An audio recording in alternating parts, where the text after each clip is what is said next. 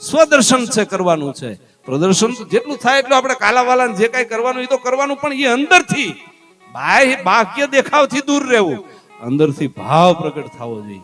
તમને કનૈયો છે ને 2-3 દી થવા દો, તમને કનૈયો આફડો આફડો વાલો લાગશે ને તમને એમ થાય કે આટલો બધો દયાળુ ભગવાન હોય.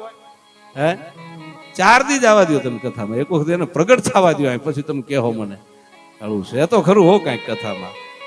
ન હોય તો આ 5-5 હજાર વર્ષથી આના ગુણગાન કેમ ગવાતા હોય. હે આ ખાલી થોથા નથી, આમાં કાળિયો ઠાકર પોતે બેઠો છે, અને એ પ્રેમથી પ્રગટ થાય છે. હે શિવજી મહારાજે એમાં સહી કરેલી મહાદેવે, હરિવ્યાપક દેવતાઓ બધા ભેગા થયા, અસુરોનો રાક્ષસોનો ત્રાસ વધ્યો ને એટલે ભગવાનને પ્રગટ થવા માટે પ્રાર્થના કરવા ભેગા થયા. અને ત્યારે સાધુ સંતો ઋષિ મુનિએ કીધું કે બીજું બધું ઠીક, પણ પ્રાર્થના ક્યાં ઉભા રહીને કરવી કે ભગવાન આપણને પ્રગટ થાય? જાવું ક્યાં? હિમાલય માથે વયું જવું કે ક્યાંક ખીણમાં વયું જવું, ગુફામાં વયું જવું? શું કરવું? મુંડન કરાવીને પ્રાર્થના કરવાની કે એમને દાઢી વધારવાની છે? આમાં કરવાનું શું? ત્યારે મહાદેવ ત્યાં ઉભા હતા શિવજી મહારાજ, હાર હાર હાર હાર મહાદેવનો નાદ ગજાવતા, અને એને કીધું રામાયણમાં તુલસીદાસજી સાખી સહી પૂરે, હરિવ્યાપક સર્વત્ર સમાના, પ્રેમ તે પ્રગટ હોય મેં જાના. શ્રી રામ જય રામ જય જય રામ, શ્રી રામ જય રામ જય જય રામ. શિવજી મહારાજ કહે કે એવી કોઈ જગ્યા નથી કે જ્યાં ઈશ્વર તત્વ ન હોય, અણુ અણુમાં વ્યાપેલો છે, એવી કોઈ ખાલી જગ્યા નથી. પણ પ્રગટ કેમ થાય? તો કે પ્રેમથી પ્રગટ થાય છે. પ્રહલાદ ને એના બાપાએ કીધું કે ભાઈ તારો ભગવાન ક્યાંક હતા ને કેમ રે, મારી હામો કેમ નથી આવતો? ઈ કે ઈ હામો છે ઈ તમને દેખાતો નથી, આંખમાં કણા પડ્યા જાજા. ઈ કે તમને આંખમાં કણા હોય ને એને કાંઈ ન દેખાય, આંખમાં કણા જાજા પીડાય. કે બાપુજી તમને તો કે આ થાંભલામાં તપતા થંભમાં, ઈ કે થંભમાં હતો ને બેઠો, તો કે ખબર કેમ પડે? કે જો ના કીડીની હારી હાલી જાય. કે હા એનો બાપ વળી ગયો, કીડીની હાર આટલા બધા? હા ઈ કે ઈ કીડીની હાર એમાં જ ભગવાન બેઠો. ઈ કે આન મુષ્ટિકાનો પ્રહાર કર્યો ને કીધું કે જો હમણાં આમાં હોય ને તો હમણાં તોડી નાખું, ફોડી નાખું આ થાંભલાને. આન જ્યાં મુષ્ટિકાનો પ્રહાર કર્યો અને ઘા ઘા ઘા ઘા કરતો નરસિંહ ભગવાન પ્રગટ થયો. વૈશાખ શુક્લ 14 દિશાલ રવિ હોત અસ્ત સંધ્યા આઈકા. દિયા છે મેં પ્રગટ થયો ને ખોળામાં લીધો પ્રાય. હિરણા કશ્યપ ને જેમ બાદ છે ઈ તેતર ને બામ ઝપટ કરે એમ ઝપટ કરી લીધી. અને કીધું કે હવે વરદાન નું લિસ્ટ કાઢ. દીએ નો મરું, રાતે નો મરું, અંધવાળા નહીં, અંધારામાં નહીં, માણા હાથી નહીં, જનાવર થી નહીં, કાંઈ લાગુ પડ્યું નહીં, ઝીકી નાખ્યો, ઉપાડી લીધો દિયાથી નહીં. હે ઓલા કીધું તું કે ક્રોધ થી પ્રગટ નહીં થાય, બાકી છે તો મારો હામો જ મારો પ્રભુ. હા હરિ વ્યાપક સર્વત્ર સમાના, પ્રેમ તે પ્રગટ હોય. શ્રી રામ જય રામ જય જય રામ, શ્રી રામ જય રામ જય જય રામ. આરસિયા રામ મય સબ જગ જાની, કરું પ્રણામ જોરી જોગ પાની. શ્રી રામ જય રામ જય જય રામ, શ્રી રામ જય રામ જય જય રામ. આમ ભાગવત કથા સાંભળવાથી જો જડ વાંસની ગાંઠ તૂટી જાતી હોય તો ચેતન માનવ મનની ગાંઠ તૂટતા કેટલી વાર લાગે ભાઈ. પણ ધ્યાનથી, મનથી, તન મનની સુરતાથી કથા સાંભળવી પડે. સુરતા, હા, સુરતા શિલા પર ધોઈએ તો નીકળે મેલ અપાર. સુરતા શિલા માથે આપણે આ કથાને સાંભળવી પડશે. શબ્દની હારે સુરતાનો તાર લાગે ને. હા, સવારામ બાપાએ તો એમ કીધું કે જો ખરેખર હોહરું નીકળી જવું હોય ને તો શબ્દ ને સુરતાના લગ્ન કરાવી નાખો એક વખત. હે પરણે શબ્દ ને સુરતાના, સ્વયંવર ગુરુના દેશ. કેવા કેવા સંતોએ શબ્દો લખ્યા છે. પરણે શબ્દ અને સુરતા નાર, સ્વયંવર સદગુરુના દેશમાં. આમ સુરતા રાખીને જો કથા સાંભળશું ને તો જરૂર આપણા મનની ગાંઠું છે ને તૂટી જાય. આપણા આંખમાં જે કણા પડ્યા છે ને કામ ક્રોધ મોહ લોભ રૂપી જે કણા, ઈ કણા કાઢી નાખશું તો ઈશ્વર આપણને દેખાય, દર્શન થાય એના. હા, બાકી આ આપણી હામો જ ઉભો જો આપણને દેખાતો નથી. હમણાં એક પ્રસંગ પછી આવશે એક બેદીમાં, આ બોલો ગોપીઓ વાળો, એની પાસેથી ભગવાન અંતર ધ્યાન થઈ ગયા હતા. એ કે દેખાતા કેમ નથી? એ કે કણું પડ્યું અભિમાનનું, તમને અહંકારનું, એટલે દેખાતો બંધ થઈ ગયો. જો એને ગોપીઓને પણ જો એક કણું પડે ને તો દેખાતો બંધ થઈ ગયો હોય, આપણે તો હવાર પડીને હાંજ પડે કેટલી ધૂળ ઉડતી હોય, આપણે તો કેટલા કણા પડતા હોય, આપણને એમ કેમ દેખાય? આમ ધુંધુકારી વાસમાં એટલે કે વાસનામાં હતો. વાસનાની 7 ગાંઠ તૂટે ને એટલે મુક્તિ મળે છે. અને આ 7 ગાંઠ કઈ? તો કે સ્ત્રી, પુત્ર, વ્યવસાય, દ્રવ્ય, કુટુંબ, ઘર અને સ્નેહી મિત્રો, આ 7 પ્રત્યેની આસક્તિ છોડો તો મુક્તિ અવશ્ય મળી જાય છે. આસક્તિ છૂટે છે ભાગવત કથા સાંભળવાથી. કથા સાંભળે છે બધાય, પણ મેં કીધું એમ એક કાનથી સાંભળીને બીજા કાને જવા દે છે. એવી રીતે કથા સાંભળવાથી આપણી આસક્તિ કેમ તૂટશે? કથા તમારે મનની પ્રશંસાથી, ભાવથી અંતઃકરણને શુદ્ધ કરી અને કથા સાંભળવા. બને ત્યાં સુધી કથાના યજમાનો છે એ સવારમાં એક માળા ઓમ નમો ભગવતે વાસુદેવાયની કરજો. આ જ્યાં સુધી 7 દિવસ કથા છે ત્યાં સુધી. પછી પાછો આપણને ટાઈમ ન હોય એટલે આપણે ન કરો તો હાલશે, પણ 7 દી કરજો. આ છે ને એક નિયમ છે યજમાનોએ. સવારમાં એક માળા અને એક સાંજે, બરોબર, સંધ્યા ટાઈમે અને સવારે ઓમ નમો ભગવતે વાસુદેવાય. આ મહામંત્ર છે આ ભાગવતજીનો, એની એક માળા કરજો. અને બને ત્યાં સુધી સાત્વિક ભોજન લેવું. બહુ તામસી ખોરાક ન લેવો, થોડુંક સાત્વિક ભોજન લેજો. એટલે તમને આમ મજા આવશે કથામાં. આપણી સાધુડા એટલા બધા આનંદ કેમ કરતા હોય છે? એના ખોરાક કમ ખાવ તો ગમ ખાઈ એકશો. હા, નકર કમ નહીં ખાવ તો ગમે નહીં ખાઈ એકાય. જાતું કરવાની ભાવના ક્યારે આવશે? કારણ કે તામસી ખોરાક અને અતિ ભોજન લેશું ને તો આપણું મન વિચલિત રહેતું હોય છે. કારણ કે આપણું શરીર છે એ ખોરાકને પચાવવાના કામમાં જ પડ્યું હોય, અને હું અહીંથી તમને કથા સાંભળાવું, 2 કામ નહીં થઈ શકે આ શરીરથી. એટલે થોડુંક કમ ખાવો, ગમ ખાવો, જાતું કરવું, બધાને વંદન કરવા, બધાને આવકારવા કે આ કથા તમારી જ છે, આવો બેસો, આનંદ કરો, જમો, લહેર કરો. જોકે આ ભાવ હોય તો જ આવડી કથાનું આયોજન થયું હોય. નકુમ પરિવારને એક વખત જોરદાર તાળીઓથી વધાવો. આવો ભાવ પ્રગટ થયો છે એટલે જ આપણે બધા ભેગા થયા છે, બધાને આવકાર્યા છે.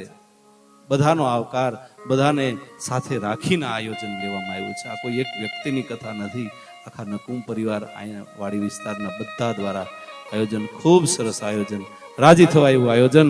ભાગવત છે એ પરમહંસોની સંહિતા છે, પરમાત્માને મેળવવાનું સાધન છે એમ કીધું છે. આ કોઈ સામાન્ય શાસ્ત્ર નથી. અને એનું મહાત્મય છે એ સ્વયં સિદ્ધ છે.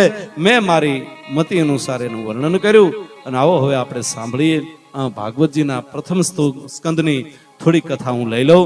પ્રથમ સ્કંદના પ્રથમ અધ્યાયથી આપણે શરૂઆત કરીએ. જન્માંગસ્ય યતોન્વ્યાદિ તરચાર્થેષ્વભિજ્ઞ સ્વરાટ તેને બ્રહ્મહૃદયાદિ કવયે મુહ્યંતી યસુરયઃ. શુભ કાર્યની શરૂઆતમાં મંગલાચરણ કરવામાં આવે છે. જેનું નામ મંગળ છે, જેના કાર્યો મંગળ છે, એનું સ્મરણ કરનારથી સ્મરણ કરનારનું પણ મંગલ સધાય છે. જેનું આચરણ મંગળ છે, એનું મનન અને ચિંતન કરવું, એનું નામ મંગળ છે. પ્રત્યેક કાર્યના આરંભમાં મંગલાચરણ કરવું જરૂરી છે. મંગલાચરણમાં વાત કરી છે, ગાયત્રીનો અર્થ વર્ણવ્યો. પ્રથમ શ્લોકમાં વ્યાસજી ધ્યાન ધરે ને કહેવા લાગે કે જેનાથી આ જગતની ઉત્પત્તિ અને સ્થિતિ અને લય થાય છે.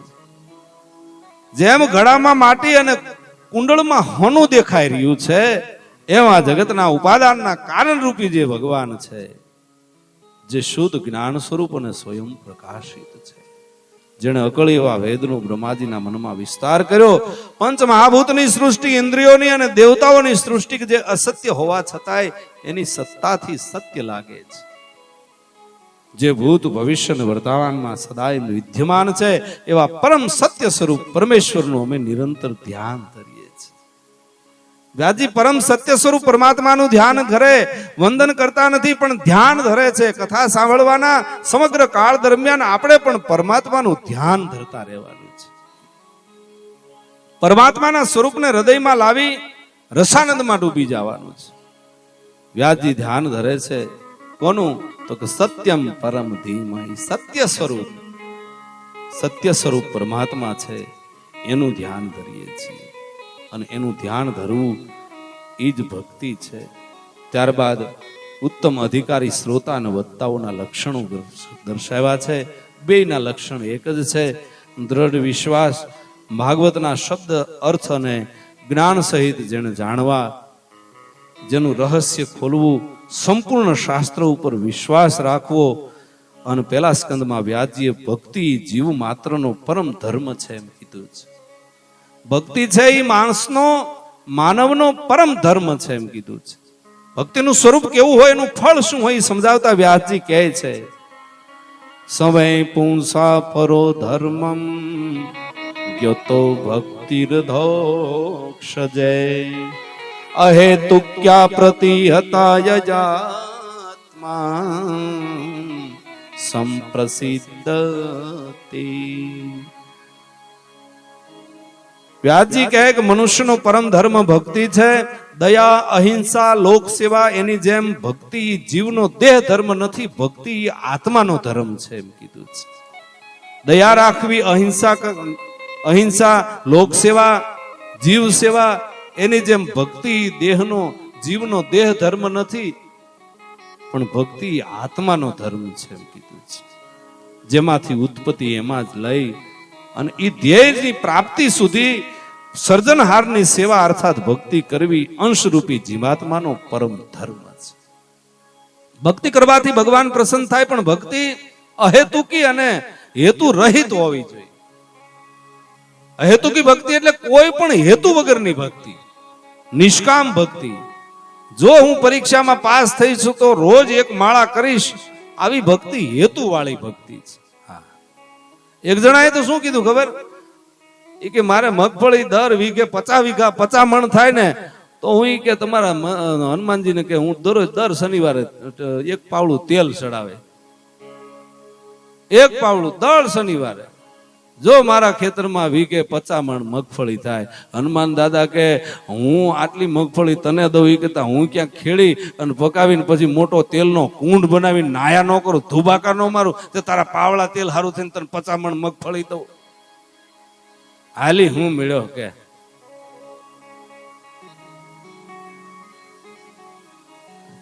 આ ભક્તિ હેતુ વાળી છે. હું તમે બધા વધારે ભક્તિ હેતુ વાળી. મારો છોકરો પાસ થઈ જાય ને તો હું દર્શન કરી જાય હાલીને આવીશ. પણ છતાંય એમ કીધું છે શાસ્ત્રમાં, ભક્તિ તો ભક્તિ છે ને, કે ભલે હેતુ વાળી કરો, છતાંય ભગવાન એમ કહે કે તોય હું તમારી ભક્તિને આધીન થઈશ. કેટલો દયાળુ કહેવાય. આપણે સ્વાર્થ વચમાં રાખીને તોય ભગવાન કહે ભલે સ્વાર્થ રાખ્યો, મારું આ કામ થઈ જાય ને તો હું એક નાળિયેર વધેરી જાય, કાંઈ વાંધો નહીં, લે હું તારું કામ કરી દઈશ, તું નાળિયેર વધેરવાને બાને મારા સુધી તો આવીશ ને. એટલી એને દયા છે. ઈ બાને તું મારા દર્શન તો કરીશ, મારી પાસે તો આવીશ ને. પણ અહેતુકી ભક્તિ એટલે કે કોઈ પણ કારણ વગરની ભક્તિ. પ્રહલાદે ભક્તિ આ કરી હતી હેતુ વગરની. કાંઈ એને મેળવવું નહોતું. 5 જ વર્ષની ઉંમરના છોકરાને જોઈ હું. સુદામાએ કૃષ્ણ પાસે જે જઈને કૃષ્ણની ભક્તિ કરી હતી, ઈ પણ ઈ ભક્તિ એની પાસે હતું નહીં કાંઈ, પણ માગ્યું નહીં ને કાંઈ પાછું. કાગ કે ઘણા દીવી ત્યાં સુદામા આમ વિદાય લઈને દ્વારકાનો માર્ગથી આમ નીકળી પડ્યા ને, ત્યારે આ રૂક્ષ્મણી કહે કે ભગવાન જરીક એને કહો તો ખરા કે મેં તને આટલું આપ્યું. ત્યારે ભગવાન કહે હું એને કેમ કહી શકું કે મેં આટલું આપ્યું? તો કેમ? તો કે એની પાસે કાંઈ નથી, તો એ મારો દીકરો કાંઈ મારી પાસે માગતો નથી, કે મને નાનો કરી દીધો એને. કાંઈ નહોતું તો અહીંયા સુધી આવ્યો તો એને એક એમ ન કીધું કે મને કાંઈક દે.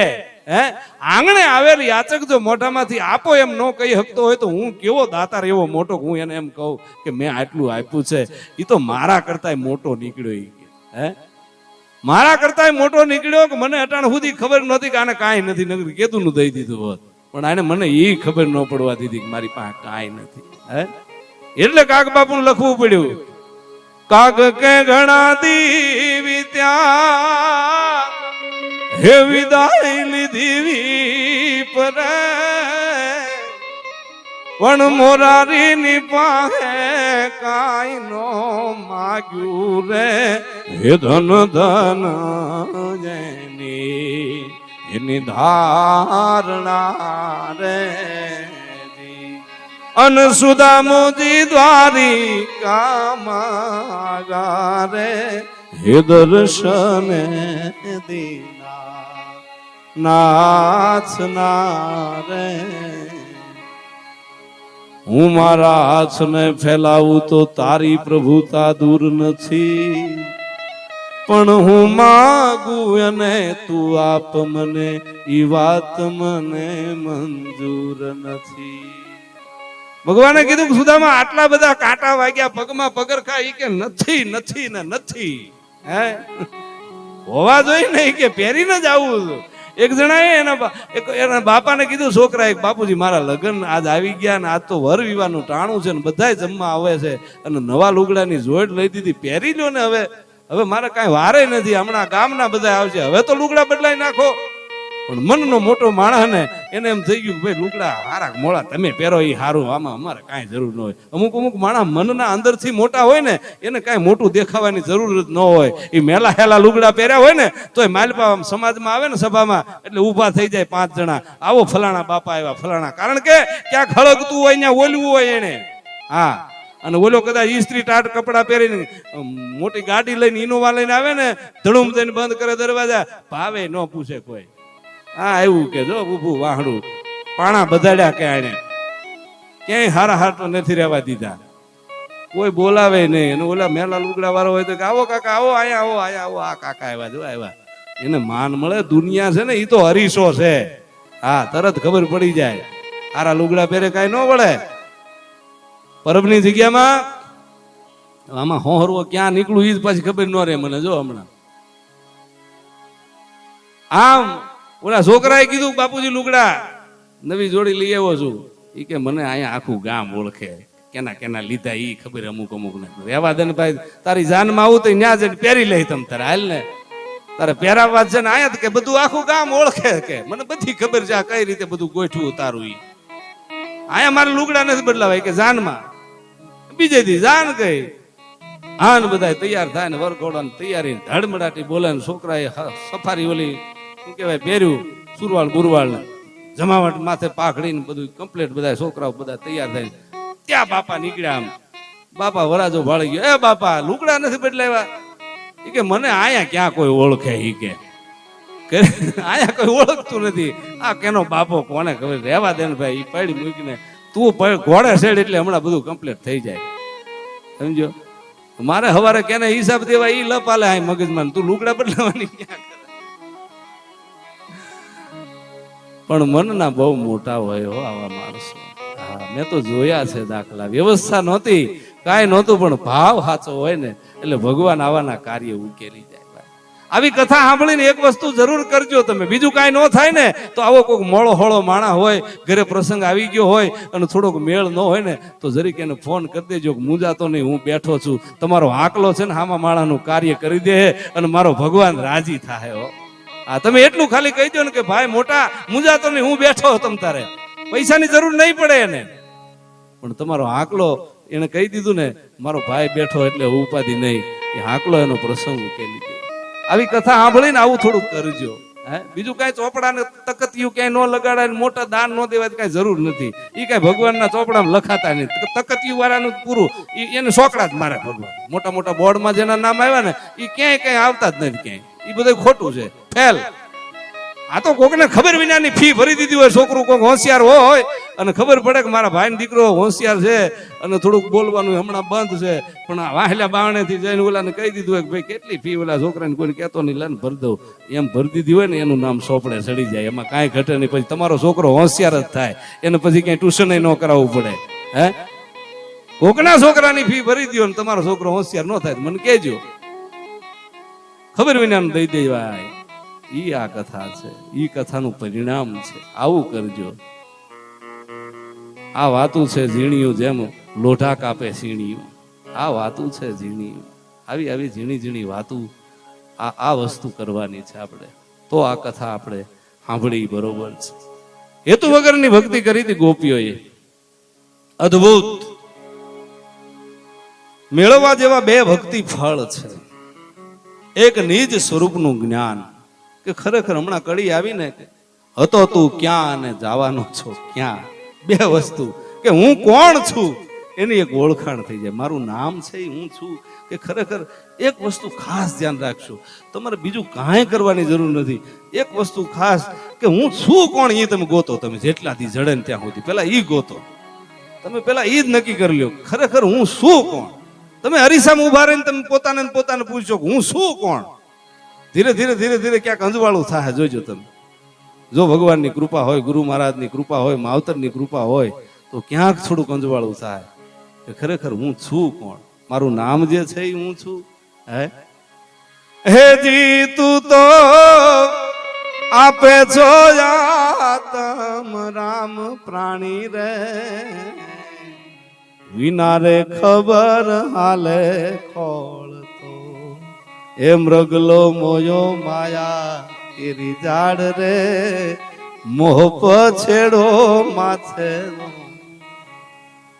આત્મા છે ને એ પોતે જ પરમાત્માનો અંશ છે. એ પણ સચિદાનંદ સ્વરૂપ છે, એવું જ્ઞાન. અને બીજું એક વૈરાગ. થોડો થોડો થોડો પછી ઉંમર થાય ને એટલે આંબો જો કેરી ફળ દેતો હોય, નમતો હોય, તો હું તમે તો માણસ છે. હે, તમે વિચાર કરજો, કેરી ખાટી બળહ જેવી હોય અટાણે તમે ખાવ તો, પણ પાકે એટલે મીઠી થઈ જાય. હે, એને વૈરાગ કેળવો છે કે હવે મારે મીઠું થઈ જવાય, હવે મને ફળ આવ્યા અને હવે મારે થોડુંક નમાય. આંબે કેરીઓ આવે ને એટલે આંબો નીચો નમે, કે મારા સંતાન મારો જે મને ઉછેર્યો છે ને એને મારે ફળ દેવા જોઈએ. હવે હે, જનાવર ઝાડવાને ખબર પડે છે. લીંબોડી છે એ કાચી હોય તો કડવી ઝેર જેવી લાગે. તમે કાચી લીંબોડી ખાજો, લ્યો જઈ, કડવી ઝેર જેવી લાગે.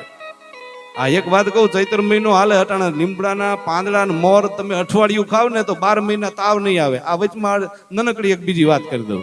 12 મહિના તાવ ન આવવા દેવો હોય તો એક અઠવાડિયું તમે આ ચૈત્ર મહિનામાં લીમડાના પાન ને કુણા પાન ને ફૂલ મોર ખાજો. હા, ગજબનું કામ કરશે 12 મહિના. હા, કરવા જેવું. લીંબોળી ગમે એટલી કડવી હોય પણ માણસ ખાય ને, આ પાકે ને એટલે મીઠી થઈ જાય. હા, પાકી જાય એટલે તમે એને ખાઈ શકો. ઝાડવા છે એ પાક માથે જાય એટલે મીઠાશ આપે. એક માણસ જ એવો છે કે જેમ પાક માથે જાય એમ ખટાશ પકડતો જાય, બોલાવ્યો ન થાય. તમે હવે અમને નહીં હાંસવી શકો. અટાણ સુધી કેને હાંસવા? હે, રોટલા તો કે ખોળ જેવા બને છે. ખોળ જેવા રોટલા નથી, રોટલા ઈનાઈ છે, બનાવવા વાળા ઈનાઈ છે. જીભનો હવાદ મોળો પડી ગયો બાપા. આખી જિંદગી આખા મરચાના ભજીયા ખાધા ને પછી મારી પાસે મોળું પડી જાય થોડું, એનું ઈ ન રે. હે, ખટાશ પકડતો જાય માણસ દાડેથી, બોલાવ્યો ન થતો હોય. ઝાડવાના દાખલા તો લ્યો તમે. એ ઝાડવા પોતે રે એ પોતાના ફળ નથી ખાતા રે, એવું ઉપકારી એના હેજી એના આત્મો રે. હે ગાવડી પોતે રે એ પોતાનું દૂધ નથી પીતી રે, ઉપકારી જેનો અરે આત્મા રે. ગાવડી પોતાનું દૂધ પોતે નથી પીતી, કારણ કે એનો જીવન જ આ ઉપકારી છે, પરોપકારી જીવન છે. ઝાડવા પોતાનું ફળ પોતે કોઈથી ખાધું હોય કે સાંભળ્યું તમે કે આંબો આજ 5 કેરી ખાઈ ગયો એની કે સાંભળ્યું તમે? ન ખાય, કારણ કે પરોપકાર માટે એના જીવન છે. અને એટલા માટે સાધુને વધારે આપણે વખાણીએ છીએ, કારણ કે સંતોના જીવન પણ પરોપકારી હોય છે. ગાયનું જીવન પરોપકારી જીવન તમે જુઓ તો ખરા. હવે તો આપણે બળદથી ખેતી નથી કરતા, નકર એને ખેડવા માટે પોતાના દીકરા આપી દીધા, દૂધ આપે આપણને, પછી છાણ આપે ખાતર કરવા માટે. મારે તો 15-20 ગાયું, ગૌશાળા સરસ મજાની છે. ગાય માતાજીની સેવા કરું ઠાકોરજીની કૃપાથી, બંગાવડી ગામની માલપા. અને મેં મારી ગૌશાળાનું નામ નિજ નામ ગૌધામ રાખ્યું. નિજ નામ હું કામ કે મારું હું નામ છે એ ગોતવું છે મારે, એટલે એનું નામ નિજ નામ મેં રાખ્યું છે. હા, એ સંશોધન ચાલુ છે મારે. મેં કીધું ને કે ભાઈ તમે કોણ છો એ ગોતો પેલા, એટલે નિજ નામ. હા, પોતાનું નામ ખરેખર અંદર ના બેઠો એનું નામ શું છે એ ગોતવા માટે મેં મારી ગૌશાળાનું નામ નિજ નામ ગૌધામ એવું રાખ્યું છે. હા, આમ ભક્તિ કરશો તો ફળ મળશે. કારણ કે કોઈ પણ કર્મ છે, ભગવાન કૃષ્ણ પરમાત્માએ ગીતાજીમાં ચોખ્ખું લખ્યું છે કે તમે કાંઈ પણ કર્મ કરશો, સારું કે મોડું, હું ફળ આપી દઈશ. બરોબર છે, હું ફળ આપ્યા વગર નહીં રહું. પછી તમે સારું કામ કરો તો સારું ફળ આપે, મોડું કામ કરશો તો મોડું ફળ આપે. બાકી મારે ફળ આપવું પડે, ફળ વગર તમને હું જવા નહીં દઉં. તો ભક્તિ કરો તો ફળ કેમ ન મળે? પણ ભક્તિ નિષ્કામ હોવી જોઈએ. ગોપીઓએ ભક્તિ આવા પ્રકારની કરી હતી, અહેતુકી, હેતુ વગરની, નિરંતર. એટલા માટે પણ ભગવાન ગોપીઓને નચાવવા નાચતા હતા. ગોપીઓ એમ કહે કે તમે નાચો એટલે ભગવાન નાચે. શું કામ? કે એને બીજું કઈ જોતું જ નહોતું. ગોપીઓને બીજો કોઈ ભાવ જ નહોતો કે અમારે ભગવાન પાસેથી કઈ આશા હતી, એવું કઈ હતું જ નહીં. કવિ એમ કહે કે કેવું કેવું ગોપીઓએ ભક્તિ કેવી કરી હતી. તો કસૈશ મહેશ જનેશ હિતેશ સુરેશ હું જાહી નિરંતર ધ્યાવે. એ જાગી જા નાદી આનંદ જા ખંડ જા છેદ જા ભેદ સુભેદ બતાવે. અર નારદ સૈ સુખ વ્યાસ રટે પછી હારી તવું પુનિ પાર નો પાવે. અર તાકી જા ગીર કી છોહરિયા છછિયા ભરી છાસ પે નાચ નચાવે. ગોકુળની ગોપીઓ કૃષ્ણને એમ કે કન્યા જો તારે થોડુંક માખણ જોતું હોય, તારે થોડીક છાશ જોતી હોય ને તો અમારા આંગણામાં થોડીક વાર નાચ. તો કનૈયો નાચે. ગોપી ગીતમાં ગોપી ભગવાનને કહે કે અમે તમારી નિશુલ્ક દાસીઓ છીએ, અમે તમારી નિષ્કામ ભાવે સેવા કરીએ છીએ. ભગવાનની નિષ્કામ ભાવે ભક્તિ કરો. ભગવાન પાસે કઈ માગતા નહીં. આન ભક્તિ કરશો ને તો ભગવાન આપણા ઋણી બની જાય. ભગવાન પાસે આપણે માગીએ નહીં, ભગવાનની ભક્તિ કરીએ તો ભગવાન ઋણી બની જાય ને. જેમ સુદામાના ઋણી બની ગયા હતા, શબરીના ઋણી બની ગયા. ભગવાન વિચાર કરે કે આને મારે દેવું હું. ભગવાન વિચારતા થઈ જાય. હનુમાનજીને એમ કહી દીધું કે હે હનુમાન, અમારી 71 પેઢી પૂરી થઈ જાય પણ તારું ઋણ હું નહીં ચૂકવી શકું બાપ. જમદટ જાંબુવાણ નલ નીલ અંગદ એકે નહીં રહ્યા, પણ હજુ લગ જુઓ હનુમાન કાયમ બેઠો કાગડા. હરિએ કંઠ મારે હાર પહેરાયો એના મોતી મોઢામાં નાખ્યા. એ મોતી મોઢામાં નાખ્યા. અરે મોતીરા કરડી માળાવું તોડી એણે તાગડા તોડી નાખ્યા. જગતમાં એક જ જન્મો રે રે રે મારા રામને ઋણી રાખ્યા. મારા રામને ઋણી રાખ્યા. આવા તો અનેક ભક્તો છે કે જેને ભગવાનને ઋણી રાખ્યા છે. ભગવાન આપણા ઋણી થઈ જાય છે કોઈ પણ ભાવ વગર, કોઈ પણ કારણ વગર. આ કથા છે ને એ આપણી બધાની છે એમ સમજી લેજો. કથાના પૂજનમાં જે યજમાનો આવે ને એ એક એક ફળ લેતા આવજો. જે પૂજામાં બેસવાના હોય, આપણે સૂચના આપેલી છે, મેં લખીને આપ્યું હતું, પણ આજે એક ફળ અત્યારે આવ્યું નહીં. આપણે ભગવાનને કંઈક આપશું ને ફળ, તો એ આપણને જે ફળ આપશે ને એની તમે નક્કી નહીં કર્યું, એને કંઈક ધરવું તો જોહે ને આપણે. પોથી ઉપર એક એક ફળ આપણે મૂકશું. એક દરરોજ બપોરે કોઈ પણ એક ઘરેથી એક દૂધ ધરાવી જાય. મારા ઠાકોરજી અહીં બેઠા છે, એક વાટકીમાં થોડી ખાંડ નાખી, આજુબાજુમાં જ આપણે મકાન છે ને અહીંયા કોઈનું, કોઈ એક ઘરે નક્કી કરજો, દરરોજ બપોરે એક ટાઈમ.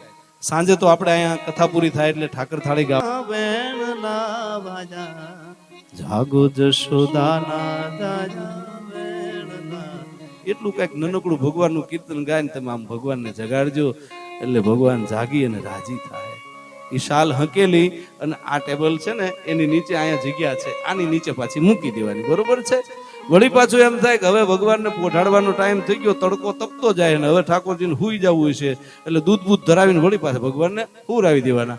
વળી સાંજે પૂજા માટે આપણે આવી અને જે પેલું આવે એ વળી પાછા ભગવાનને જગાડી દેશે. આ પોથી ઉપરથી અહીંથી આ શાલ લઈ અને આ હકેલી નીચે રાખી દેશે, બરોબર છે. એક એક ફળ બધા લેતા આવજો. આપણે છે ને આજે પોથીનું મુહૂર્ત કર્યું, બધી જાતના મુહૂર્ત કર્યા, પણ એક રમવાનું મુહૂર્ત બાકી રહી ગયું છે.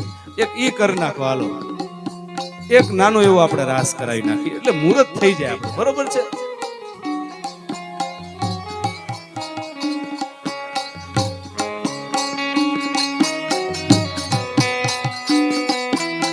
હા એ વધે નાખો, આવ્યું છે ને વધે નાખો.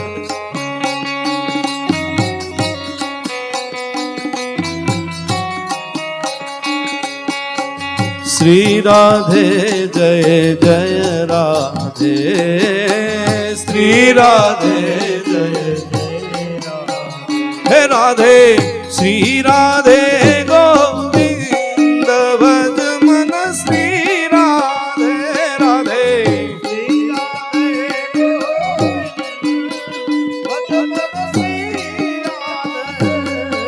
શ્રી રાધે જય જય રાધે,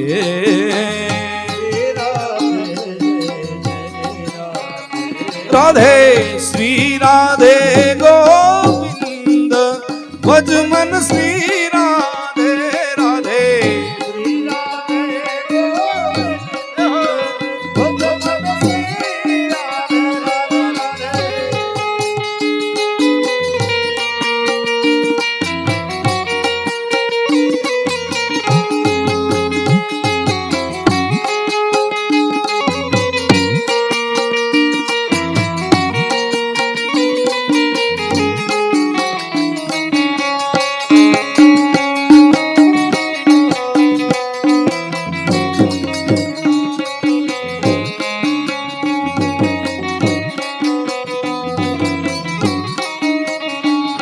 અરે શ્રી રાધે જય જય રાધે, એ બોલો શ્રી રાધે જય જય રાધે,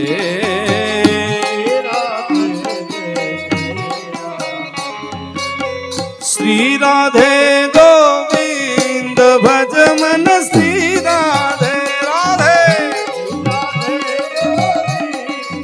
હરિ બોલ. કાલે હજી કડતાલું લેતા આવજો આપણે, હા હજી લેતા આવજો કડતાલું, જેટલી હોય એટલી બધાના ઘરે ઘરે દે. શ્રી રાધે ગોવિંદ ભજ મન, શ્રી રાધે રાધે, જય હો. અરે શ્રી રાધે જય જય રાધે, રાધે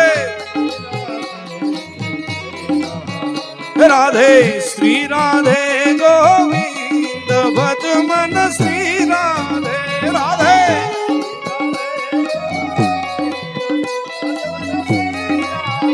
હે સિયો રૂપાળો રંગ રે લિયો રે ઘેરે જાવું ગમતું નથી કાન,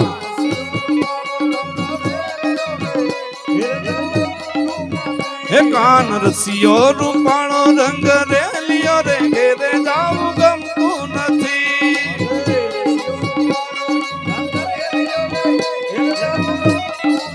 જય શ્રી કૃષ્ણ.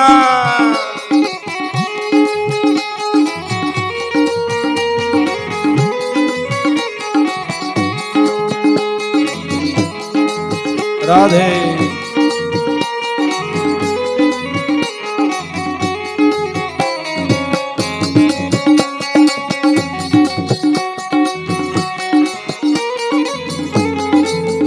જય જય શ્રી રાધે.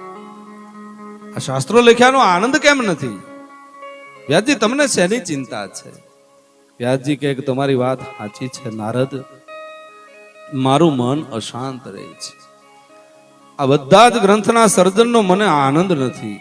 મેં ક્યાંક ભૂલ કરી હોય એવું લાગે છે. મેં ભારે મોટી ભૂલ કરી છે. દીવો લઈને ગોતવા જાઉં તો મને મારી ભૂલ નથી સમજાતી કે આ કઈ ભૂલ મારાથી થઈ છે. નારદજી કૃપા કરીને એક કામ કરો ને મને મારી ભૂલ બતાવો ને, મારાથી શું ખોટું થઈ ગયું છે. હું તમારો ઉપકાર માનીશ, તમે મને કહો. મહાપુરુષ વિવેકી હોય છે અને વિવેકથી જ જ્ઞાન શોભે છે. વચન વિવેકી જે નર ને નારી પાનમાં એને બ્રહ્માદિક લાગે જો ને પાય જથારથ વચનની શાન જેને જાણીને એ મહારાજ થયા હોય જેને મહેરબાન. વચન વિવેકી વિવેકી જય નર ને નારી પાનબાઈ. બ્રહ્માદી જેવા જેને પાય લાગે છે, જેનો વિવેક પ્રગટ થઈ ગયો હોય, જ્ઞાન માન જહા એક હું નાહી, એ જ મોટો જ્ઞાની છે. ભગવાન રામે લક્ષ્મણને ચિત્રકૂટમાં કીધું હતું. લક્ષ્મણે પ્રશ્ન કર્યો, પ્રભુ જ્ઞાની કેવો કોને? તો કે જેને અહંકાર ન હોય, અભિમાન ન હોય, ઈ જ્ઞાની. જ્ઞાન માન જહા એક હું નાહી, ઈ જ્ઞાની છે. જેનામાં વિવેક હોય ને એને જ્ઞાની ગણવો. અવિવેકી પુરુષ કોઈ દિવસ જ્ઞાની ન હોઈ શકે. વિવેકથી જ જ્ઞાન શોભે છે. વ્યાસજીનો વિવેક જોઈને નારદજી આનંદમાં આવે. નારદજી કહે કે વ્યાસજી તમે તો જ્ઞાની છો, તમારી ભૂલ હોય નહીં, પણ એક અપૂર્ણતા છે, એ તમે જાણવા માંગો છો તો હું તમને જરૂર કહીશ. સાધુ પુરુષ સત્ય વક્તા અને સ્પષ્ટ વક્તા હોય છે. નારદજી વ્યાસજીને કીધું કે હું તમને તમારી અપૂર્ણતા બતાવીશ. તમારી ભૂલ કે તમારો દોષ નથી, પણ તમારે જે કાંઈ કરવાનું હતું એ હજી સુધી કર્યું નથી, એ અપૂર્ણતા હું તમને બતાવું. તમે બ્રહ્મસૂત્રોમાં વેદાંતની ખૂબ ચર્ચા કરી છે, આત્મા અનાત્માનો વિચાર કર્યો, યોગ સૂત્રોના ભાષ્યની યોગની ચર્ચા કરી. આ બધું તમે લખ્યું, પણ ધર્મ જ્ઞાન અને યોગના પણ આધારરૂપ સર્વાત્મા શ્રી કૃષ્ણની કથા તમે વર્ણવી નથી. ભગવાનનો નિર્મળ યશ પ્રેમપૂર્વક તમે વર્ણવ્યો નથી, કારણ કે નિષ્કામ ભક્તિ વગર લોક કલ્યાણ શક્ય જ નથી. નિષ્કામ ભક્તિ દ્વારા જ સાચો આનંદ પ્રાપ્ત થાય. પ્રેમપૂર્વક કરેલી ભક્તિથી અને પ્રેમપૂર્વક સાંભળેલી ભગવત લીલાથી જ સાચો આનંદ પ્રાપ્ત થતો હોય છે. વ્યાસજી તમે ભગવત લીલાનું વર્ણન કરો, પ્રેમ વગરનું જ્ઞાન નકામું છે. પ્રેમ સ્વરૂપા ભક્તિ દ્વારા પરમાત્માના સ્વરૂપને પામી શકાય છે. પરમાત્માના સ્વરૂપાનંદની પ્રાપ્તિમાં જ જીવાત્માનું કલ્યાણ રહેલું છે. તમે કૃષ્ણ લીલાઓનું ગાન નથી કર્યું. તમે તમારા મનને આનંદ એટલા માટે નથી મળતો, તમારું મન અશાંતિ અનુભવે, તમારા મનમાં કંઈક ઉણપ હોય એવું લાગે છે. એટલા માટે તમે કૃષ્ણના પ્રેમમાં પાગલ બનશો ને તો આનંદ અને આનંદજનિત જે શાંતિ છે એ તમને પ્રાપ્ત થશે. વ્યાસજી તમે એવી કથા કરો કે એ સાંભળનારને પ્રભુ પ્રત્યે પ્રેમ જાગી જાય. એવું શાસ્ત્ર રચો કે જે હૃદયમાં ઉતરે એટલે હૃદય તંત્રના તાર છે એ જણજણી ઉઠે. સૌ કોઈ કૃષ્ણ પ્રેમમાં પાગલ બની જાય. કથા સાંભળનાર સૌ કોઈને કનૈયો વાલો લાગે અને જગતના પદાર્થ અને સુખ એના તરફથી બધાને બેઠો વેરાગ આવી જાય. બેઠો વેરાગ આવવો અઘરો છે, પણ સત્સંગ દ્વારા જરૂર આવી શકે છે. બેઠો વેરાગ એટલે કયો? ઘણા એમ નથી કહેતા કે હવે છોકરાને બધું સોંપી દીધું છે, ભાઈ હવે હું માથું નથી મારતો. એ માથું મારવાનું જે લઈ લીધું ને માથું, એ બેઠો વેરાગ કહેવાય. હા, આપણને એમ લાગે કે આપણા છોકરા બધું સંભાળે એક એમ છે એટલે હળવે હળવે ચાવીઓના જુડા હોંપી દેવાય. આંચકે ઈ પેલા ઓપી દેવા હું ખોટા? પછી હંચકાઈ જાય ઈ કરતા પેલા હોંપી દેવાય. આને બેઠો વેરા કહેવાય. હવે છોકરા બધું કરે છે, અમે તો કથા કીર્તન સાંભળીને વાહ વાહ જેવું વાપરવા હોય એટલા છોકરા આપે છે. બેનું દીકરીઓને રાજી કરી અને જવાય તો ક્યાંક પ્રસંગમાં જાય, નગર કથા કીર્તનમાં જાય. આ બેઠો વેરા. સીભડું છે ને, સીભડું ઈ પાકે ને એટલે ઈ ખાલી આમ ડીટીઆરે આમ ચોંટ્યું જ હોય, એને તોડવું ન પડે, છૂટું પડી જાય. આ બેઠો વેરા. બાકી કાચું હોય ને ત્યાં સુધી તમે આમ તોડવા જાવ ને તો તૂટે નહીં. આમ વેલો હાથમાં બેસી જાય પણ ઈ તૂટે નહીં, પણ પાકી જાય ને એટલે છૂટું પડી જાય. એમ માણસનું પાકી જાય ને એટલે છૂટું પડી જવું જોઈએ. પછી આકા પડી જાય ત્યાં સુધી ન મથ્યા કરાય. હા, 4 દીકરા હતા એક માજીને, પણ હુંડલો લઈને ગામને ગોંદરે છાણ ભેગું કર્યા કરે આખો દી, બીજો કઈ ધંધો જ નહીં. ઓલા છોકરા કારખાના, 8 કારખાના, 2 કારખાના બધા છોકરાને. કારખાને છોકરા સાંજે જાય, એના કાકા ગાડીમાં બેઠા હોય અને ઓલી ડોશીમાં સાણ વીણતા હોય તો એના કાકા એને ભત્રીજાને જો તારી બા દેખાડતા હોય. એ કે ના પાડી નથી કરવાનું તોય મૂકતા નથી. એમાં એક દી માજી બરોબર આમ હુંડલો, આમ આખું તગારું છે ભરાઈ ગયેલો હુંડલો અને છાણનું ઉપડ્યું નહીં અને ગામના પાદરમાં આહુડા પડી ગયા આંખીમાંથી. અરે રે મારી આ દિશા, આટલી ઉંમરે મારે હજી ઢળડા ને ઢળડા. હે કાળિયા ઠાકર, હવે મારી દોરી ખેંચી લે, હવે મારે નથી જીવવું. આંખીમાંથી આહુડા પડી ગયા ને આપણે તો ભાઈ આંખીમાંથી આહુડા પડે ને ભાવથી અંદરથી ભાઈ આકલો થઈ જાય તો ભગવાને સાંભળી લીધો આકલો માજીનો. જમરાજાને વાત કરી ભગવાને, કીધું કે દૂત મોકલો, જમના દૂત. ઓલા માજીને રહેવું નથી ને ખોટા તમે અહીંયા રાખ્યા છે. અને 4 જમના દૂત ગામના પાદરમાં ઉતર્યા. હો માજી કોણ છો તમે? તો કે તમે હમણાં નો ભગવાનને કીધું હવે આવું અમે લેવા આવ્યા તમને તેડવા જમના દૂત. હે? તો કે હા તમે જ કીધું કે મારી દોરી ખેંચી લે. તમારી પ્રાર્થના સંભળાઈ ગઈ ને તરત ત્યાં હુકમ નીકળી ગયો, અમે 4 તમને લેવા આવ્યા છે, અમે જમના દૂત છે. અને માજીએ કીધું કે ભાઈ હજી તો મારે દાદાથી જીવવાનું છે ને કાંઈક દીધું લીધું કે તારા દાદાને કાંઈ ખબર પડતી નથી, અને તમે એક કામ કરો, આ હુંડલાને ટેકો આપો તો માથે ચડાવી દો, મારે જવું ઘરે. હવે જમના દૂધ પાસે હુંડલા ચડાવી લે, મરે કોઈ દી? હે? ઈ એમ મરે? જમના દૂધ માં હુંડલો ચડાવી લીધો. થોડું મૂકજો. હે? ધીરે ઓછું કરતા જાજો. જેમ જેમ ઉંમર થાય ને એમ પછી જવાબદારી આપણે આપણા સંતાનોને વવારુને સોંપી દેવી જોઈએ. રામાયણમાં આને 6ઠી ભક્તિ કીધી છે. હે? ધીરે વૈરાગ આવે. સબરીને જ્યારે ભગવાન રામ કહે ને 9ધા ભક્તિ કહે ને ત્યારે આ ભક્તિની વાત કરી છે. ધીમે છોડતા શીખી જાવ. હે? આ જીવન પણ એક વખત છોડવાનું છે. હે આ કાયામાંથી હંસલો રે ઓચિતાનો ઉડી જાશે.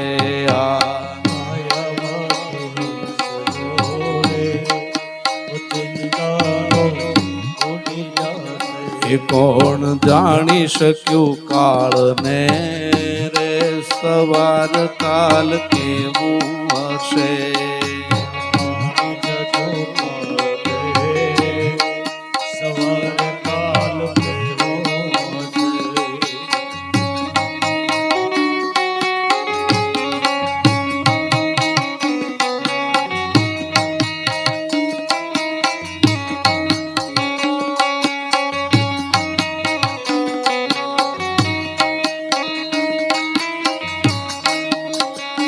તારા મોટા બંગલા રે, મોટર ને ગાડી વાળી. કરી નાખો, આપણે મુહૂર્ત કરી નાખો. બેનું એ કર્યું તો આપણે ન કરવું જોઈએ. જીકો મોટા બંગલા રે, મોટર ને ગાડી વાળી.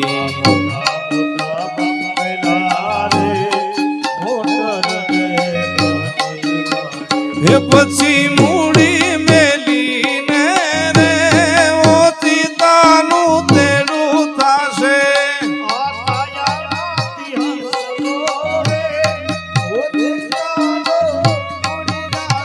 ઓચિતાનું ઉડી રે જાશે.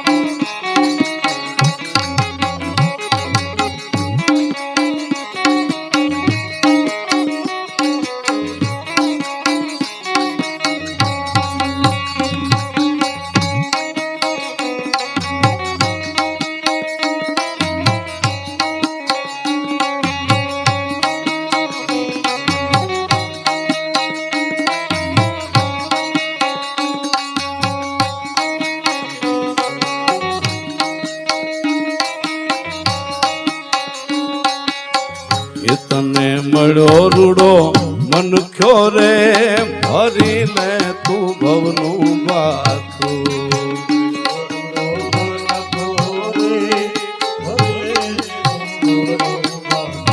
તને મળ્યો રૂડો મનુખ્યો રે ભરી લે જે ભવનું બાથું.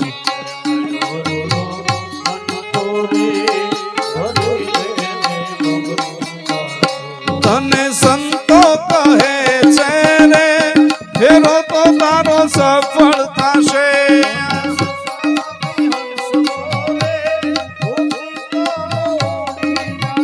એ કોણ જાણી શક્યું કાળને રે સવાર કાલ કેવું હશે.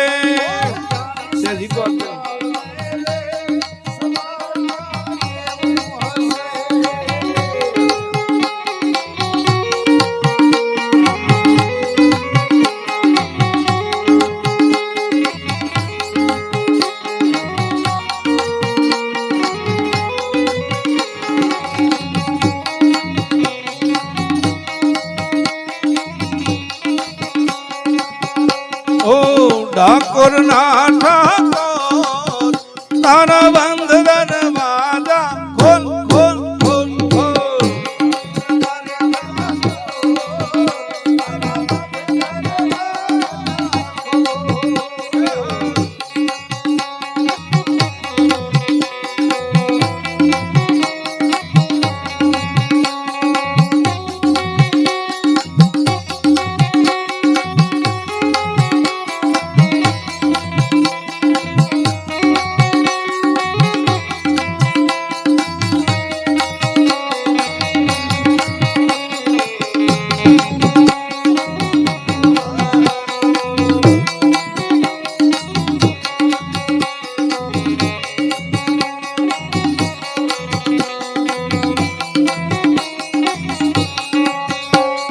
જય રણ છોડ માખણ ચોર તારો ગલીએ ગલીએ શો.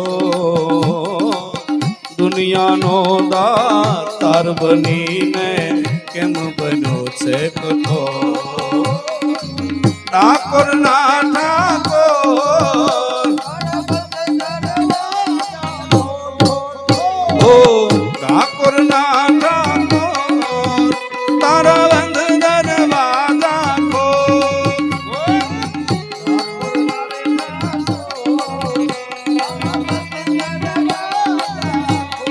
એ તારા ચરણે વાલા હું તો દાવું એ આવું. ઓ શામળી જા ધોળી ધજા લહેરાવું. ઓ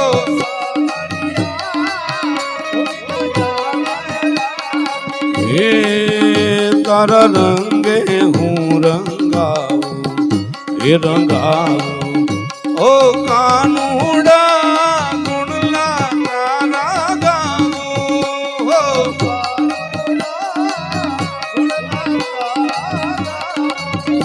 અરે અકળાયો મૂંઝાયો જ્યારે અકળાયો મૂંઝાયો ત્યારે આવ્યો તારી મોર. દુનિયાનો દાતાર બની તું કેમ બન્યો છે કઠોર. ડાકોર ના ઠાકોર ડાકોર ના ઠાકોર તારા બંધ દરવાજા ખોલ.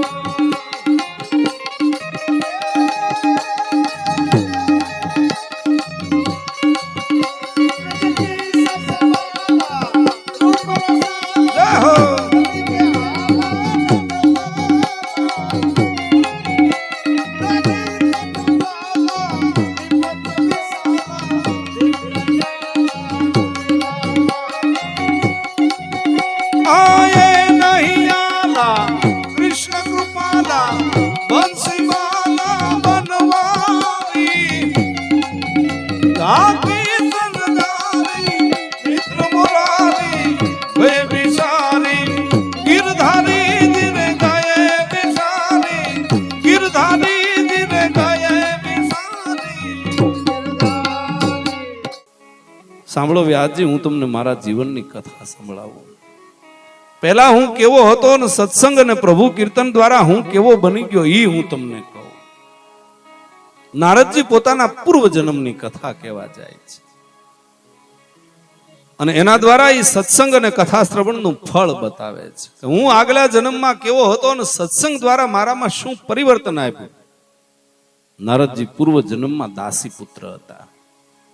નારદજી કહે કે હું હતો દાસી પુત્ર, પણ ભાગ્ય સંજોગે મને સત્સંગ મળેલો. 4 મહિના સુધી કનૈયાની કથા સાંભળીને સત્સંગમાં પ્રભુના કથામાં મને રુચિ ઉપજી અને પ્રભુ પ્રત્યે પ્રેમ પ્રગટ થઈ ગયો. ભીલના છોકરા વારે રમતા રમતા મારા જેવા દાસી પુત્રને સાધુઓની સાથે ચાતુર્માસનો સત્સંગ મળ્યો. મારા ગામમાં સાધુ સંતો પધાર્યા અને ગામ લોકોએ મને એની સેવામાં રાખ્યો. હું વિધવાનો દીકરો હતો. મારા પિતાજી તો નાનપણથી જ મોટા ગામત્રે વયા ગયેલા. મારી માએ પારકા કામ કરી કરીને મને મોટો કર્યો. સંતોની સેવામાં મને ગામનાએ રાખ્યો. ભાવપૂર્વક હું સાધુ સંતોની સેવા કરું, પૂજા માટે ફૂલડા લઈ આવું અને બીજા કાર્યો ઉત્સાહપૂર્વક કરું. મારી સેવાથી પ્રસન્ન થઈને સાધુ મહાત્માઓએ મારું નામ હરિદાસ રાખ્યું. હું હરિનો દાસ બન્યો. પ્રેમપૂર્વક ગુરુ સેવા કરું. રોજ રાત્રે કૃષ્ણ કથા થાય, કૃષ્ણ કીર્તન થાય. ગુરુદેવના ઈષ્ટદેવ બાલકૃષ્ણ હતા. મને બાલકૃષ્ણ ઉપર ભાવ ઉપજ્યો ને કનૈયો મારા હૃદયના સિંહાસન ઉપર બેસી ગયો. કૃષ્ણની કથા એવી મનોહર છે કે સાંભળીને સાંભળનાર પોતાની દેહ ભાનને ભૂલી જાય. મારા ગુરુ કથા કહેતા કહેતા પાગલ થઈ જતા. હું પણ કૃષ્ણ પ્રેમમાં પાગલ બની. ગુરુદેવની નજરમાં મારા જેવો દાસી પુત્ર વસી ગયો. ગુરુજીને એમ લાગ્યું કે આ છોકરો જાતિહીન ભલે હોય પણ કર્મહીન નથી. દાસી પુત્ર છે પણ ભગવાનનો લાડીલો બનશે. એક દિવસ ગુરુદેવે પોતાના પતરાળામાં વધેલો મહાપ્રસાદ મને આપ્યો ને કીધું કે હરિદાસ, આ મહાપ્રસાદ તું ખા. અને મેં એ પ્રસાદ ખાધો. સંતનો મહાપ્રસાદ આરોગતા જ મારા બધા જ પાપ બળીને ભસ્મ થઈ ગયા. ભક્તિનો મન પાકો રંગ લાગી ગયો. કૃષ્ણ પ્રેમમાં હું પાગલ તો હતો જ, હવે કૃષ્ણમય બની ગયો. કીર્તનમાં અનેરો આનંદ આવવા લાગ્યો ને આનંદમાં આવી જઈને હું તાતા થઈ નાચવા લાગ્યો. સુખદેવજી કહે કે રાજા પરીક્ષિત, આ રીતે નારદજી પોતાના પૂર્વ જન્મની કથા વેદ વ્યાસજીને કઈ સંભળાવે છે. પછી તો મારા ગુરુદેવની કહે કે મારા માથે કૃપા વરસી પડી. મારા જેવા જાતિહીનને એને વાસુદેવ ગાયત્રીનો મંત્ર આપ્યો. પહેલા સ્કંદમાં 5મા અધ્યાયનો 37મો શ્લોક એ વાસુદેવ ગાયત્રીનો મંત્ર છે અને હું એનો દરરોજ જાપ જપતો. નમો ભગવતે તુભ્યમ વાસુદેવાય ધીમહિ પ્રદ્યુમ્નાય નિરુદ્ધાય નમઃ સંકર્ષણાય ચ. 4 મહિના સુધી મેં ગુરુજીની સેવા ભાવપૂર્વક કરી. ચાતુર્માસ પૂરો થતા જ ગુરુદેવે ગામ છોડીને જવાની તૈયારી કરી અને ત્યારે મારા દુઃખની કોઈ સીમા ન રહી. આર્જતા પૂર્વક ગુરુદેવને કીધું, ગુરુદેવ તમે મારો ત્યાગ કરશો તો મારું શું થશે? મને સાથે લેતા જાઓ. ગુરુદેવ મહાન જ્ઞાની હતા અને મને કીધું કે સાંભળી લે, તું તારી માતાનો ઋણાનુબંધી પુત્ર છો. તારે આ જન્મમાં તારી માતાનું ઋણ ચૂકવવાનું છે. તારી માતાને જો છોડીને તું આવીશ ને તો તાર બીજો જન્મ લઈને વળી પાછું ઋણ ચૂકવવા પાછું આવવું પડશે. માટે ઘરમાં રહીને સેવા કરતા કરતા પ્રભુનું ભજન કરજે, પણ તારી માની સેવા તું છોડતો નહીં, નકર ઋણ પાછું ચૂકવવા આવવું પડશે. અને ત્યારે ગુરુદેવે સાથે આવવાની ના પાડી અને મને ઘરે રહેવાનું કીધું. મારા ગુરુજી મને છોડીને જતા રહ્યા. પૂર્વ જન્મના ગુરુદેવનું સ્મરણ થતા જ નારદજી પોતાની કથા કહેતા કહેતા રડી પડ્યા છે. ગુરુજી એને યાદ આવે છે. નારદજી કહે કે મેં જપ શરૂ કર્યા. 32 અક્ષરના એ મહામંત્રનો જાપ મેં 12 વર્ષ સુધી કર્યો. માતાની સેવા છોડીને જપ અતૂટ ચાલુ રાખ્યા. એક દિવસ મારી માતાને ગૌશાળામાં સર્પદંશ થયો ને એને પોતાના શરીરનો ત્યાગ કર્યો. મેં ભગવાનનો અનુગ્રહ માન્યો. માતૃ ઋણમાંથી હું મુક્ત થયો એમ સમજીને મેં ઘરનો ત્યાગ કર્યો. 12 વર્ષ સુધી મેં અનેક તીર્થોમાં ભ્રમણ કર્યું. પછી ગંગા કિનારે બેસી 12 વર્ષ સુધી સતત જપ કર્યા. જપ કરતા કનૈયાનું ધ્યાન ધરું અને એમ મને શ્રદ્ધા હતી, કનૈયો મને જરૂર એક દિવસ દર્શન આપશે, જરૂર દર્શન આપશે. હવે મને કૃષ્ણના પ્રત્યેક દર્શન કરવાની એક લગની લાગી. એક દિવસ ધ્યાનમાં મારા લાલાની મારા ઉપર કૃપા વરસી પડી. પ્રથમ તો મને સુંદર નીલો પ્રકાશ દેખાણો ને એમાંથી ધીરે ધીરે બાલકૃષ્ણ નામ ભુવન મનોહર સ્વરૂપ પ્રગટ થયું. લાલાએ કસ્તુરીનું તિલક કર્યું છે, વક્ષસ્થળમાં કૌસ્તુક મણીની માળા ધારણ કરેલી, નાકમાં મોતી ચમકે, આંખમાંથી પ્રેમ ઝળહળે. લાલાના આવા ભુવન મનોહર રૂપને જોઈને હું ભાનસાન ગુમાવી બેઠો અને દોડીને એના ચરણમાં વંદન કરવા જાઉં, પણ કનૈયો ત્યાંથી અંતર ધ્યાન થઈ ગયો. પછી આકાશવાણી થઈને આકાશવાણી મને કીધું કે હે હરિદાસ, હજી તારા મનમાં સૂક્ષ્મ વાસના રહેલી છે, એથી આ જન્મમાં મને તને મારા દર્શન નહીં થાય. તારી ભક્તિથી હું પ્રસન્ન છું. તારી ભક્તિને દ્રઢ બનાવવા માટે મેં તને મારા સ્વરૂપની થોડીક ઝાંખી કરાવી. તારે હજુ એક જન્મ લેવો પડશે અને એ જન્મમાં તને મારા દર્શન થતા રહેશે. પછી ગંગા કિનારે નારદજી કહે કે મારો દેહ પડ્યો, મારું શરીર છૂટ્યું. અંતકાળે રાધા કૃષ્ણનું ચિંતન કરતા કરતા મેં શરીર છોડ્યું. શરીર છોડતા મને જરાય કષ્ટ પણ થયું નહીં. બીજા જન્મમાં હું બ્રહ્માજીને ઘેર ઉત્પન્ન થયો. મારું નામ નારદ રાખવામાં આવ્યું. પૂર્વ જન્મમાં કરેલ ભક્તિ કીર્તનના પ્રભાવથી આ જન્મમાં મારું મન સ્થિર રહે છે. સંસારની વાસના મન સતાવતી નથી. હું સતત પરમાત્માના દર્શન કરું છું. હવે મને સંસારની વાસના નથી સતાવતી. દરરોજ હવે હું જ્યારે ધારું ત્યારે ભગવાનના દર્શન કરી શકું છું. એક દિવસ હું ગૌલોકમાં ગયો ને ત્યાં નિરંતર રાસલીલા થયા કરે. ત્યાં મને રાધા કૃષ્ણના દર્શન થયા ને મેં એની લીલા જોઈ. હું ધ્યાનમગ્ન બની ગયો ને મારી ઉપર પ્રસન્ન થઈને રાધાજીએ પ્રભુને વિનંતી કરી કે નારદજીને કંઈક પ્રસાદી આપો. ભગવાને પ્રસાદીમાં આ મને તંબુરો આપ્યો. પ્રભુએ કીધું તને કીર્તન બહુ ગમે છે ને, આ વીણા ઉપર તું કીર્તન કરજે, જગતમાં ભમતો રહેજે, મારાથી વિખૂટા પડેલ અધિકારી જીવને મારા તરફ લઈ આવજે. આ વીણા લઈને હું જગતમાં ભ્રમણ કરું છું. વીણાના નાદ સાથે હું કીર્તન કર્યા કરું. અધિકારી જીવોને પ્રભુ તરફ વાળું છું. એક વખત મને બાળક ધ્રુવ મળ્યો ને મેં પૂછ્યું કે બાળક છો અને આ અઘોર વનમાં તું શા માટે જા છો? ત્યારે ધ્રુવે કીધું કે મારી માતાના કઠોર વચનને કારણે તપ કરીને એના દ્વારા ભગવાનને પ્રસન્ન કરવાના આશયથી હું અહીંયા આવ્યો છું.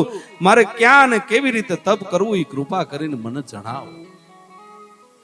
ત્યારે નારદજી કહે કે મેં એને મધુવનમાં મોકલ્યો. ઓમ નમો ભગવતે વાસુદેવાય દ્વાદશ અક્ષરના મહામંત્રનો જાપ કરી ભગવાન વાસુદેવને પ્રસન્ન કરી શક્યો. ઓમ નમો ભગવતે વાસુદેવાયનો એ મહામંત્ર અમૂલ્ય એટલા માટે છે ભાગવતજીમાં. નારદજી કહે કે મને બાળક પ્રહલાદ મળ્યો ને મેં એને ભગવાન તરફ વાળ્યો. આનો હું સત્સંગ કરું છું, ભગવત કથા સાંભળું છું, વીણા ઉપર કીર્તન કરું છું. હવે જ્યારે પણ ઈચ્છું ત્યારે મને કનૈયાના દર્શન થાય છે. કનૈયો મારી સાથે નાચે છે. અંતે નારદજી કહે કે વ્યાસજી, આ મારી પૂર્વ જન્મ ને આ જન્મની કથા છે. ભીલના બાળકો સાથે રખડનાર દાસી પુત્ર એવો હું સત્સંગના પ્રભાવથી આજે દેવર્ષિ નારદ બની ગયો છું. તમે મને જે કઈ માન આપો છો એ માન સત્સંગ અને કીર્તનને આપો છો. નારદજી પૂર્વ જન્મમાં દાસી પુત્ર હતા. સંત સમાગમ અને હરિકથાથી એના જીવનમાં પરિવર્તન આવ્યું. આ સંત છે એ પારસમણી કરતા પણ વધારે પ્રભાવશાળી હોય છે. પારસમણીના સ્પર્શથી લોઢાનું સોનું બની જાય, લોઢાનો પારસમણી નો બની શકે. સંતના સમાગમમાં એના સંકર્કમાં આવેલ જીવ છે એ સંત સમાન બની જાય. પોતે સંત બને છે અને બીજાને પણ સંત બનાવી દે છે.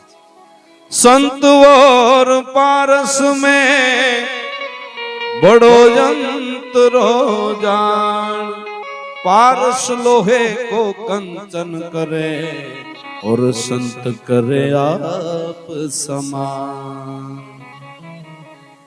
આ છે નારદ ચરિત્ર. ભાગવતજીનું બીજારોપણની આ કથા છે. નારદ ચરિત્ર સાંભળીને વ્યાસજીના મનમાં ભાગવત રૂપી બીજ વવાણું છે. નારદ ચરિત્ર છે એ ભાગવતના બીજારોપણની કથા છે, એટલા માટે જ વિસ્તારપૂર્વક કહેવામાં આવી છે. નારદજી વ્યાસજીને કહે કે હવે તમે એવી કથા કરો કે સાંભળનારનું હૃદય પીગળી જાય. અત્યાર સુધી તમે જ્ઞાન પ્રધાન કથા કીધી, જ્ઞાનના ખૂબ ગુણગાન ગાયા. હવે પ્રેમ પ્રધાન કથા કયો. તમે એવી કથા કરો કે સાંભળનારના હૃદયમાં કૃષ્ણ પ્રત્યે પ્રેમ પ્રગટ થઈ જાય. પહેલા તો તમે પોતે કૃષ્ણ પ્રેમમાં રસ તરબોળ બનો અને પછી પ્રેમ રસ તરબોળ બનાવે એવી કથા તમે કહો. વ્યાસજી નારદજીને વિનંતી કરે કે નારદજી તમે જ મને એવી કથા સંભળાવો ને. નારદજી કહે કે સાંભળી લ્યો હે વ્યાસજી, તમે જ્ઞાની છો, ભગવદ અવતાર છો, તમારા સ્વરૂપને યાદ કરો, સમાધિમાં બેસી જાઓ ને સમાધિમાં તમને જે દેખાય એ બધું તમે લખી નાખજો. આટલું કહી અને નારદજી બ્રહ્મલોક તરફ પધારે છે. વ્યાસજીએ પ્રાણાયામથી પોતાની ગતિને અંતર્મુખ બનાવી અને પોતાના હૃદયરૂપી ગોકુળમાં જે જોયું એ બધું જ બાલકૃષ્ણના એને દર્શન કર્યા અને બધી લીલાઓનો એને અનુભવ થયો. નારદજીએ વ્યાસજીના સ્વરૂપનું ભાન કરાવ્યું અને પછી વ્યાસજીએ પોતે સમાધિમાં જે જોયું એવું જ ભગવત લીલાનું વર્ણન કર્યું છે. ભાગવતમાં તત્વજ્ઞાન છે, પણ ભાગવતનો મુખ્ય વિષય પ્રેમ લક્ષણા ભક્તિ છે. ભાગવત છે એ વ્યાસની સમાધિ ભાષા છે. સમાધિ ભાષા વ્યાસસ્ય. ભાગવત પ્રેમ પ્રધાન છે, ભક્તિ પ્રધાન છે, મુક્તિદાતા છે. ભાગવત છે એ બધા જ શાસ્ત્રનું શાસ્ત્ર છે. વ્યાસજીએ પોતાના આશ્રમમાં બેસી અને ભાગવત શાસ્ત્રની રચના કરી, પોતે લખ્યાયું અને ગણપતિએ લખ્યું છે. વ્યાસજીના આશ્રમનું નામ સમાપ્ય આશ્રમ. બ્રહ્મ નદી સરસ્વતીના પશ્ચિમ કિનારે આવેલો આશ્રમ. ત્યાં રહી અને વ્યાસજી આ સુંદર મજાનું ભાગવત કથાનું લખાણ કરાવ્યું છે. તો આવો આપણે પણ આ દિવ્ય કથાનું પઠન, વાચન અને ચિંતન, મનન અને ધ્યાન દરરોજ આવી જ રીતે રાત્રે 9 થી 12 કથા શરૂ રહેશે. રાત્રે 8:30 વાગે અહીંયા પૂજા કરવામાં આવશે. 8:15 વાગે બધા જે પૂજામાં બેસવાના છે યજમાનો અહીંયા હાજર થશે. 8:30 થી 9 વાગ્યા સુધી પૂજા ચાલશે. 9 વાગે આરતી કરી અને કથાની શરૂઆત થશે અને 12 વાગ્યા સુધી દરરોજ કથા થશે. અત્રે આપણે પ્રેમથી સામગ્રી અહીં ભગવાન આગળ ધરાઈ ગઈ છે. ભાવથી ભગવાનનો થાળ ગાવાનો છે અને આ દિવ્ય કથામાં આપ સૌ બધા ભાવથી તો પધારો છો.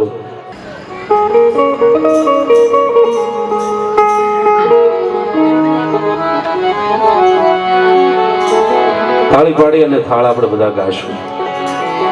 આ થાળમાં થોડુંક રમવું હોય તો રમી પણ શકાશે. તમારે હિચમાં જ હું ગાઈશ, બરોબર છે? ગોપીપતિ ગોલોકપતિ ગોપ ગોકુલાનંદ, ગોપીપતિ ગોલોકપતિ વાઈ ગોપ ગોકુલાનંદ, હવે જીવન જશોદાનંદ કો નમો કૃષ્ણ વ્રજ ચંદ, માખણ ચોરે મન હરે મધુરી બજાવત ધન્યવાદ આહિરના કૃષ્ણ ચડાવત ધન હારે કાન, ચડ્યા કદમને જાડ હેઠા ઉતરો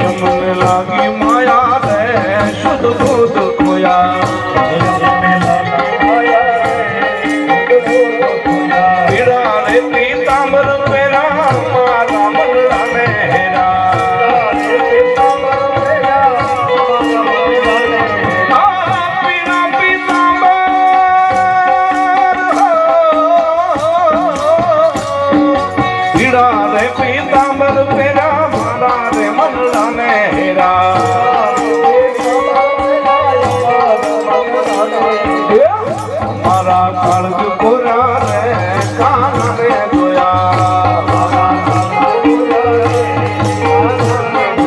જમનાના પાણી ગયા રે કાના રે જોયા ઓદર લાપસી તમને કાના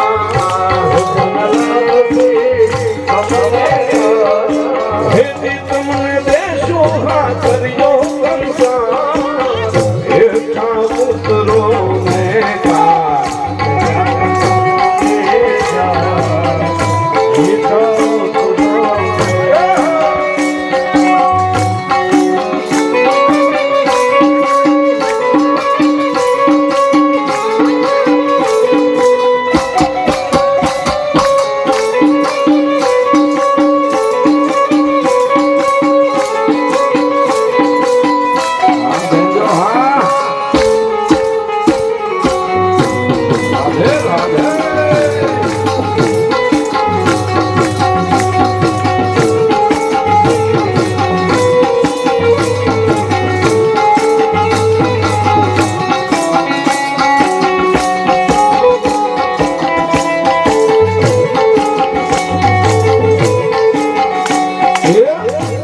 મનાની વાલા ભરી લાવું ડાળી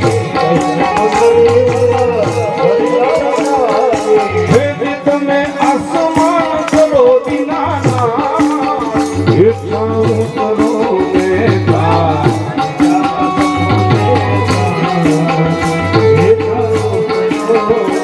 વાસેલથી તમને મારા વાલા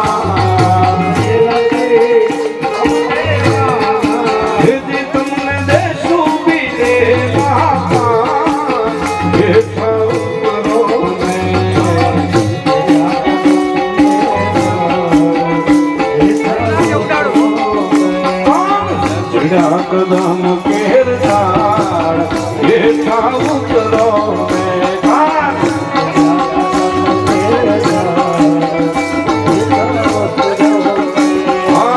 ઓઢન ઢોલિયા તમને મારા મારા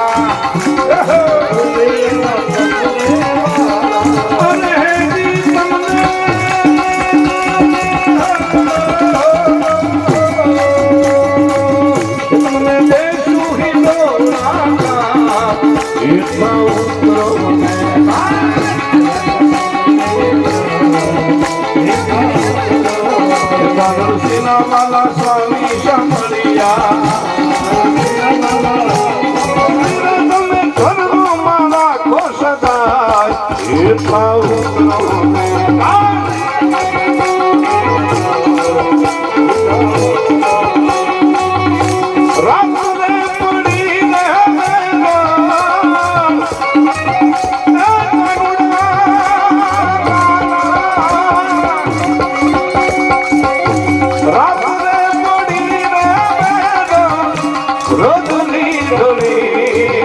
મારા હરીને હવે ક્યાં જોવા જાવ રે બેના રાત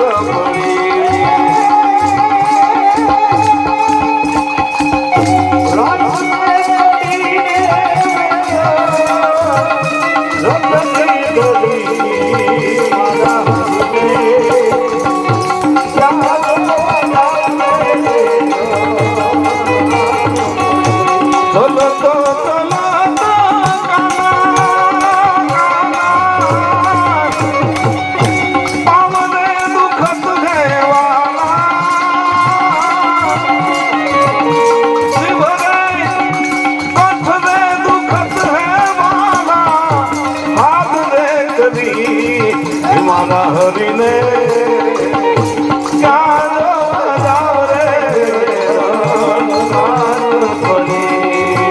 મારા હરીને